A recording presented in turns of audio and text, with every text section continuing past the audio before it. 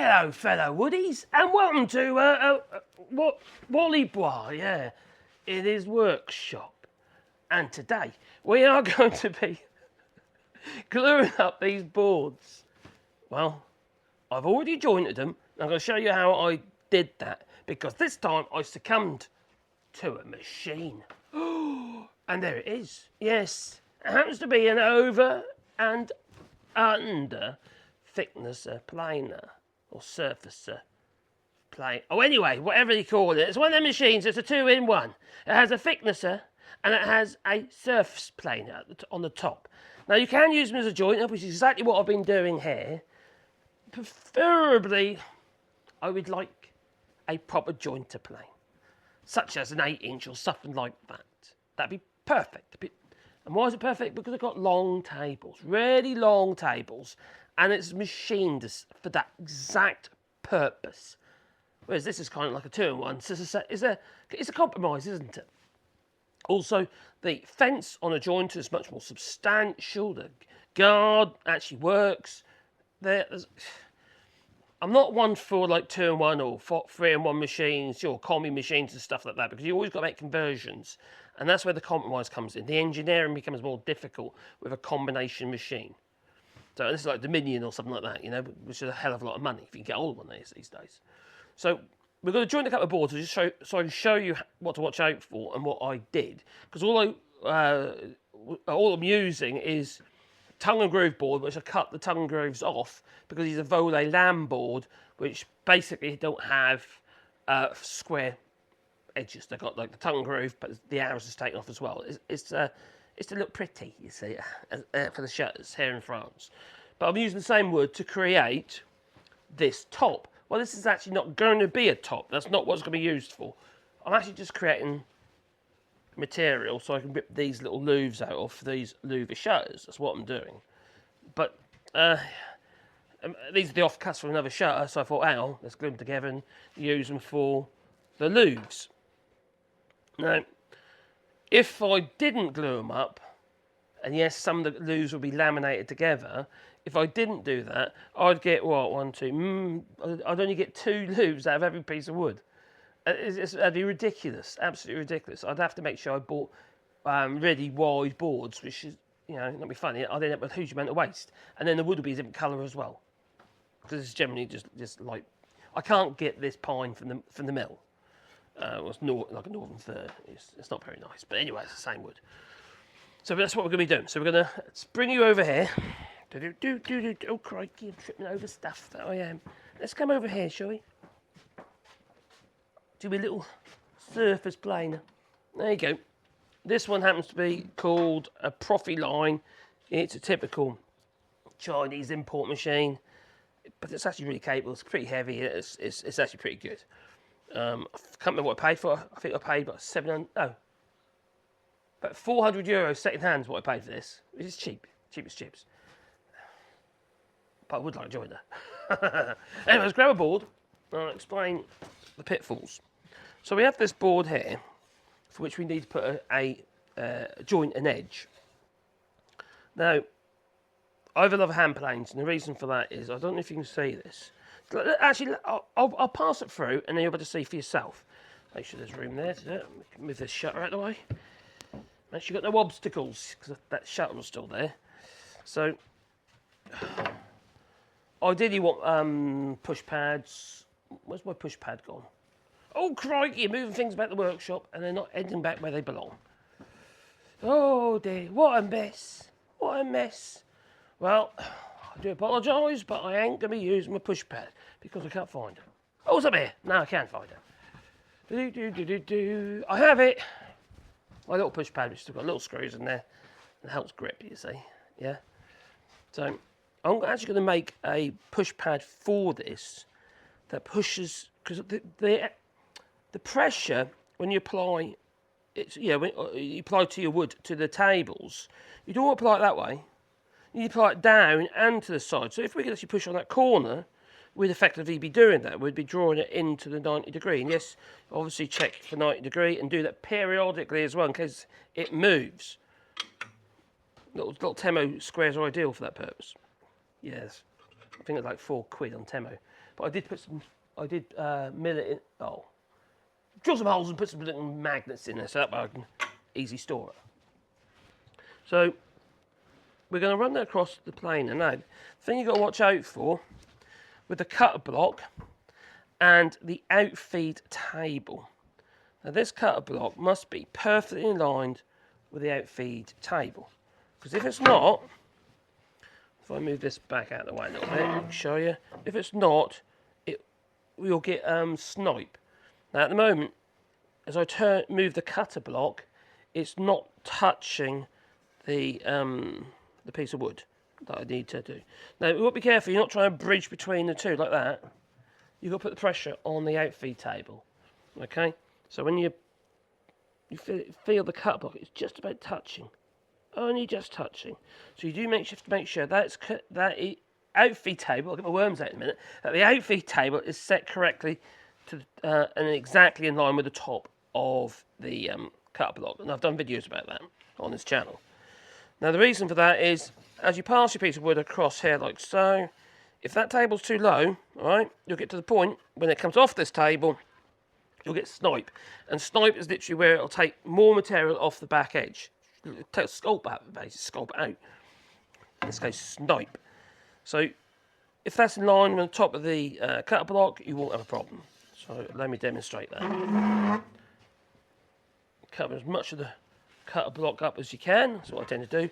So I took the guard off. Oh dear, what a naughty boy I am. So I'm applying pressure in that direction. So to the fence and down to the table. And I keep my hand, I clench your fist, no dangly fingers, clench your fist, like so, and I apply the pressure at 45 degrees, so to speak.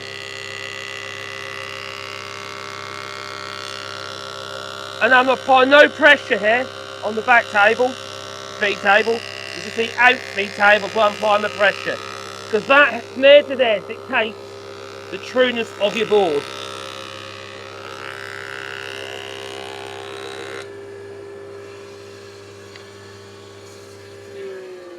If you look here, there is no sculpt at all. Sculpt. Snipe! There's no snipe. It's been one of them days, I'll tell you. There's no snipe there. So when you join all your boards together, if you have a situation you see like a little extra little gap here, it might only be tiny, you might not be able to see it on it, but if you've got a gap there, you have got snipe. Sometimes it's a good idea to make sure you've got enough, you don't cut your wood obviously exactly to length, you want to overcut it so you can cut back to it. And if you do get any snipe, you can remove it. Otherwise you can have gaps in your boards on the ends. Now, one of the things I don't particularly like about using something like this is potentially, this might sound strange, from end to end, that could be perfectly true. But you don't want it to be. If you're doing a tabletop, you don't actually want that true from end to end. Seriously. That's one of the reasons why I say it's better to use a hand plane. And the reason for that is, you just want a shaving thickness, the thickness of a piece of paper, all right?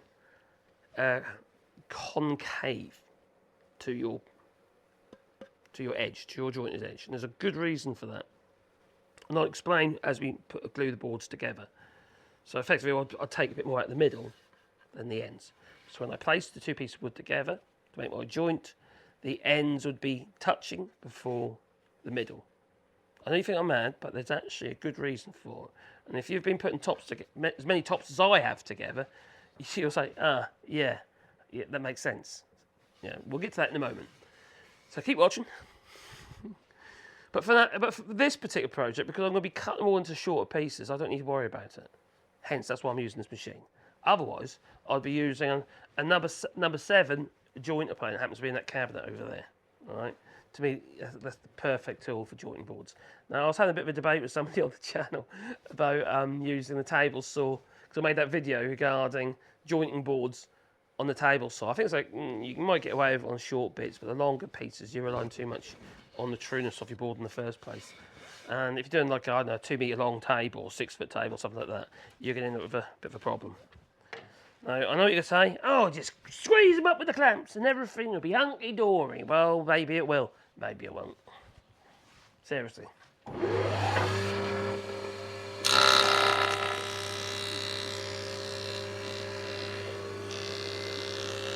Now listen to the cut. Really important. And I'll explain why in a moment.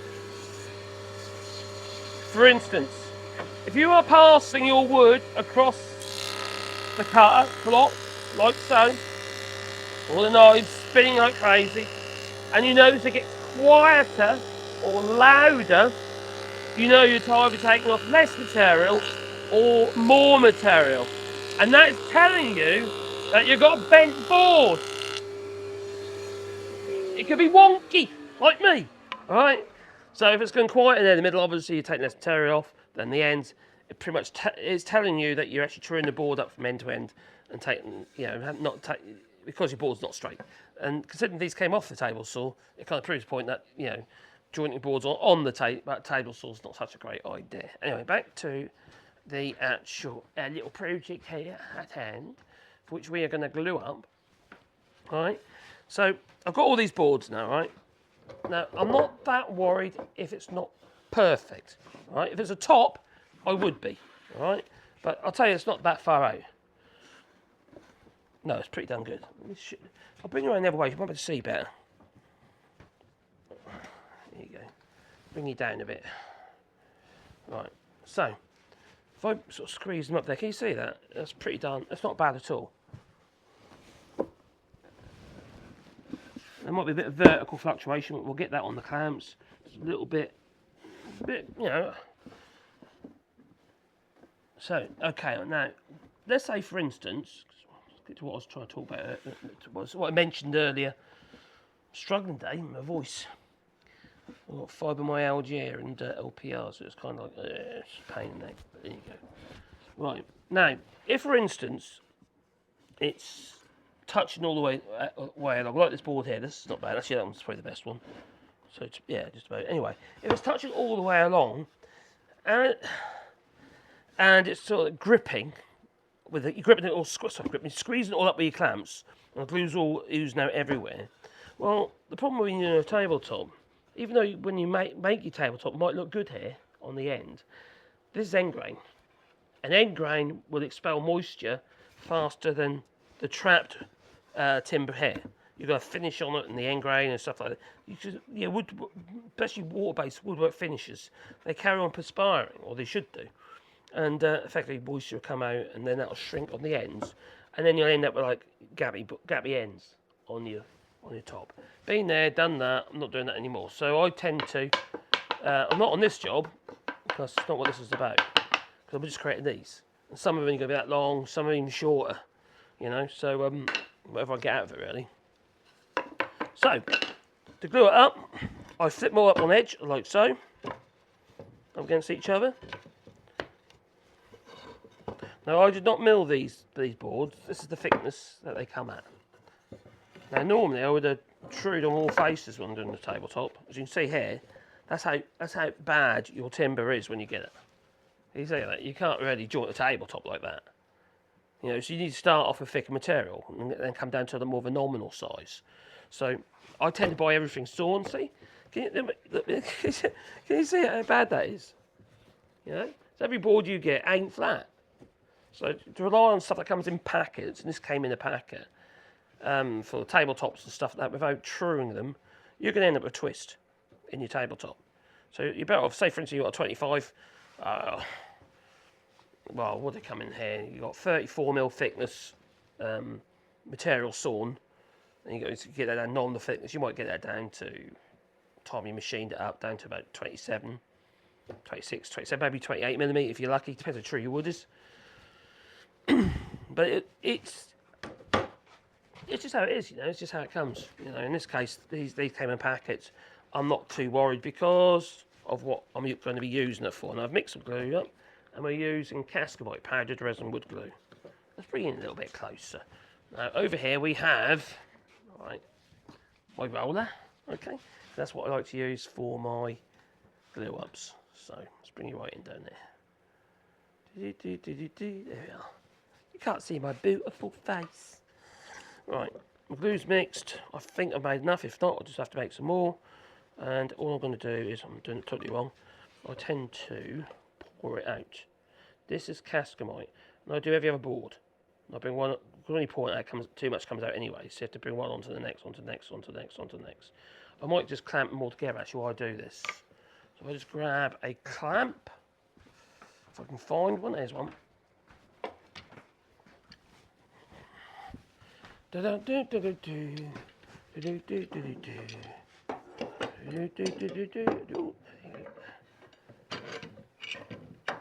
clamp them together for the glue up. The reason I'm doing that is to get rid of something. So I get the boards a little bit closer together so I don't lose glue all down the face of the boards, which I don't want to do. Now I like to make sure that all my surfaces have got good coverage of glue. I don't go for the old squiggly line with a glue bowl. That's a really bad idea. I don't understand why people do that. The amount of times I've split projects apart and been glued together in that fashion, and they're just not glued. You know, you're using it with a squiggly line, you see where it's made contact and where it's not. I think I'm going to have to mix more glue. We'll see. I don't. I can't have dry spots because of what I'm using it for. Because obviously, because it's going to be ripped down into skinny bits, you're going to have a relatively small surface area of glue. So I'll get out what I can, and then I might have to mix a little bit more. See, why not? Need to? We'll see. So I use that roller, which is literally a wallpaper. People wallpaper seam roller. That's what it is. Now people who know, watch this channel before might have seen me do this before regarding these little rollers, but they just work. You know, they just work. Oh, I'm really struggling with my voice today. Maybe it's not such a good idea to make a video when I'm like this. It's the LPR part pause. You get like acid reflux, and it causes problems with your voice box, your larynx, and it's a bit of a pain. I don't know if it'll be enough actually. I think it will be enough. Right, let's get on to that last board. So the nice thing about using this roller is that you're creating a bit of a dimpled finish of glue, which means you've got more chance of contact. I don't know, I might need more. See, let's see. That last board's a bit dry. Yeah, let's mix a little bit more. I think sometimes it's false economy, you know. Another little scoop will do. And I just mix as I go. When I'm using cascamite, I don't tend to mix a whole load. Oh no, I'm out of water. Water everywhere, but not a drop to make glue with. There you go. A little bit left in the bottom of the bottle. It's probably too much. It is. Don't mind. A bit more powder. So generally, I mix it to a paste. I put too much water in actually. Yeah, it's too much water. A bit more powder in it. I've got loads more to do, so it's not a problem. I rather make sure, especially something like this, because if it was a tabletop or something like that, I could rely on the other glue holding it all together. But because they're going to be ripped down into real skinny bits, 14mm thick, you've got more risk. There's more risk that you can have voids. So I can't have voids because they'll just fail. They'll just break. And this cascamite's quite good because it's a pad resin wood glue, and it's reasonably water resistant. That's one of the reasons I like to use it. And also, it's just strong. It works. We used to use it on boat building years ago. Laminate, what have you. Especially if it's going to be a part of the boat, what's going to be of immersion. It's going to be immersed in water. Well, then it kind of makes sense to me. I know it's taking me longer than it should do. It doesn't usually take this long. Because I'm not really paying attention, because I'm talking.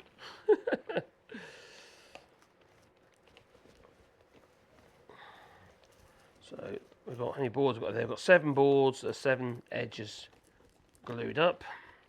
So I've overdone the glue, but I'd rather overdo it, especially when I'm doing a job that's going to be ripped down into tiny little pieces. and you're only getting up with like little skinny bits sometimes. Right. Now, like I was saying, you need to make sure your faces are truth. So your board is truth from end to end, and it's square all the way around. If you're going to be jointing up a tabletop. See, when I first started this, somebody asked me, why don't you do a comparison video? And then I forgot. Regarding jointing with a table saw and a hand plane. I might still do it. Table saw's going to be quicker, but is it quicker if the job's not so good? It isn't. You can't, especially pine, you can't really joint with a table saw. You can cut your wood down, obviously, rip it all down, but you're going to very heavily relying on, obviously, how good your saw is for a start. Not everyone has got really good saws. And this channel's really more about just helping people who want to give it a go than people who've already got massive machines and stuff like that.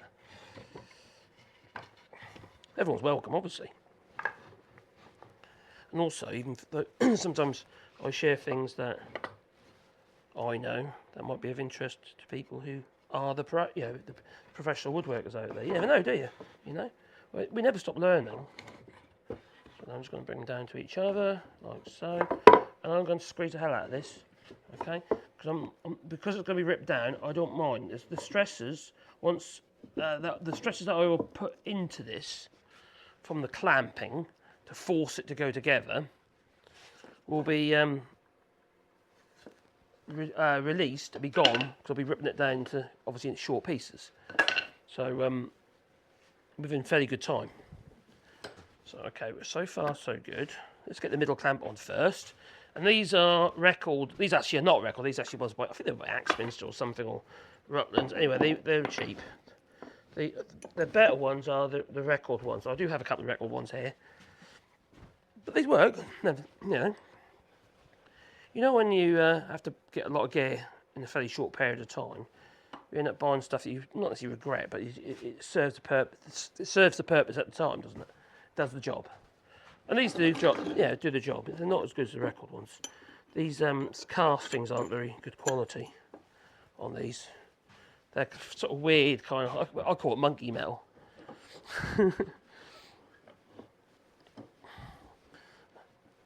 Got that from my dad, that's what he used to call it. If metal feels a bit sort of like aerated. It's not aerated obviously, but you know, it isn't very good quality. Especially in casting. In the hole. Oh, there it is.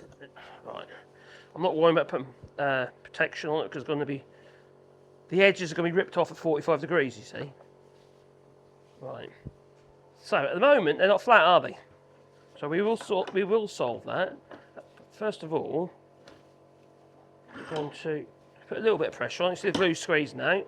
If the glue is squeezing out, that's obviously a good thing because you've got. Yeah, if it's even along, as you can see, that is pretty much even along the length. If that is happening, you know you've made contact. Right, at the moment they're all like that. They're like that there. Yeah, you trip up over it, you will. Right, so now we need something to whack it down with, and I'm just going to use my forehammer. If I could see where it is. I'm losing things, I am. I'm losing things. I could just use a mallet, mind. Could just use the mallet. But where has that gone? It's curious. I'm curious. Oh, I see it. These forehams are pretty good. They're about 30 quid, right? And you've got one screw. I've never replaced them. As you can tell, I've used it a lot.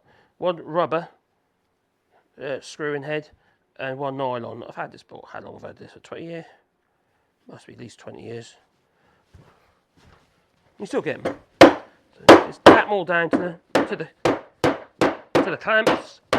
See, that's the nice thing about these wooden bar clamps like these,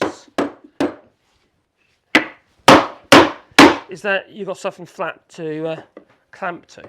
Now what I mean by that is, which I'll show you, I'm not going to use coals. I might put a clamp over the top.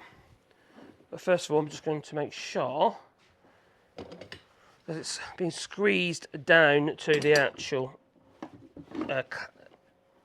bar clamp itself. Let's make sure that's all squeezed up nicely there. And I'm going to put a clamp on each corner, like so. And I'm not worrying about damaging it or anything like that. I could use these, I suppose, put underneath it, but I don't need to. Not for this job. Everything's going to be ripped down.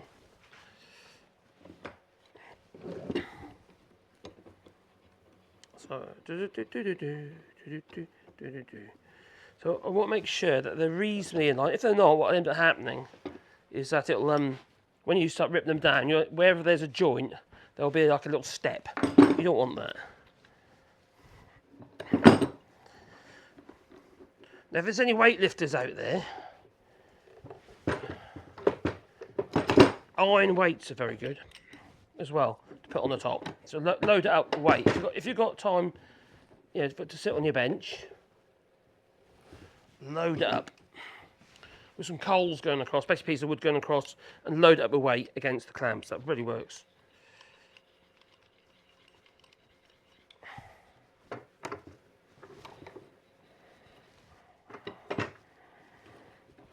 That's what I'm going to do on this one. Beans we've got. This end's a bit wonky, so I'm just applying a bit extra pressure. There, we'll put another clamp in the middle there. And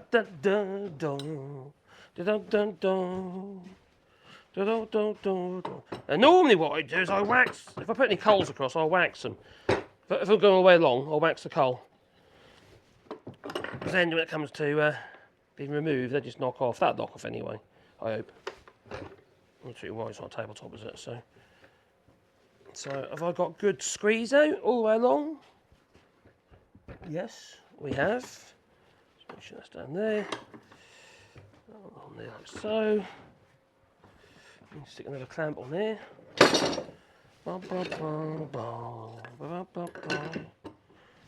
Now, if you find that you've got a bit of an issue, like here could have been clamped up a bit more, I need to release these clamps, then squeeze that up a bit more. Otherwise, what's going to happen is it's just going to try to as soon as it's going to try and move the clamp, which isn't really what you want to do. You're pulling against the clamp, aren't you? Now this one over here has a little bit of a snipe in it, so there's a little gap, a little tiny. If I grab some, put in there, you'll see what I mean. I can find a blade. You won't see it otherwise. Oh, this will do. This should just about go in there. So, yeah, there's a gap there, right? And that's where they will snipe on the end of one of the boards. This is all going to be ripped down, so it doesn't really matter. But it's if you're doing a tabletop, obviously it does. So that's good. Right, let's grab some more clamps. Oh, clamps. Right.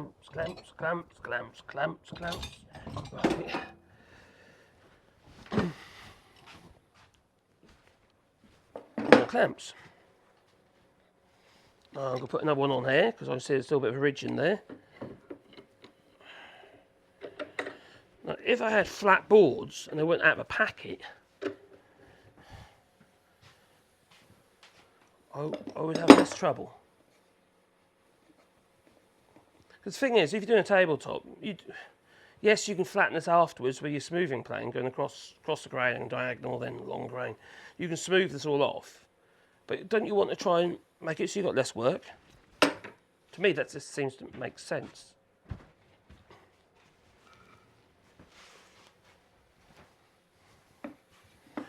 Right.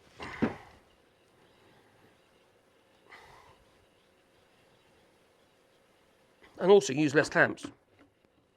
But I can't make this for the job I'm doing.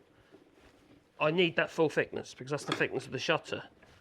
And if I make them thinner, I'm going to have to do something different. It's not going to work.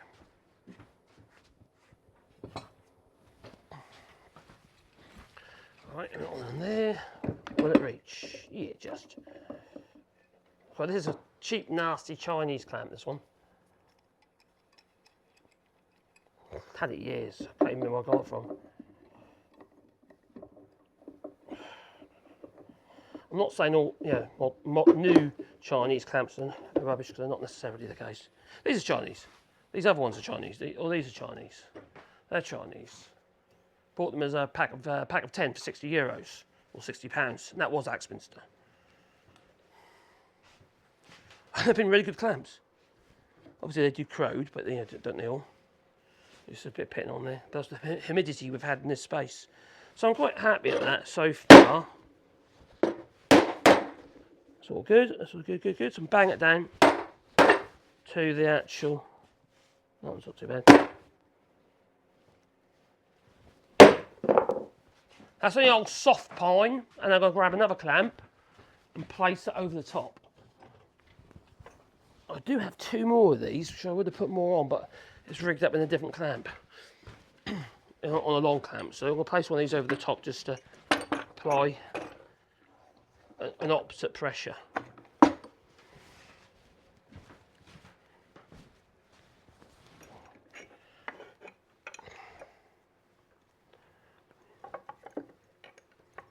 Oh, and there you go. That's it. At the moment, I've got all the clamping pressures underneath, so effectively it's going to try and make it do that. If these clamps bend at all, it will follow the bend. Now, if your boards aren't true, to be fair, this is clamped up pretty flat. That's actually not bad at all. But if you're, come on, in you get, there you go. There we are, that's better. Yeah, I'll get there now. But if you haven't managed to trim the edges up properly, you could potentially put a curve into your tabletop. Yeah, again, it wouldn't probably matter too much for this job, to be honest, because like I say, this is all going to be ripped down into little tiny pieces of wood. Right. So can you have too many clamps? No, I could put a shitload more in there if I want to. What do you reckon? Too many clamps or not? Well, that should be reasonably flat. Now, if I had another one of these on, I'd have one on each end as well, and I'd use it to eye them up like winding sticks.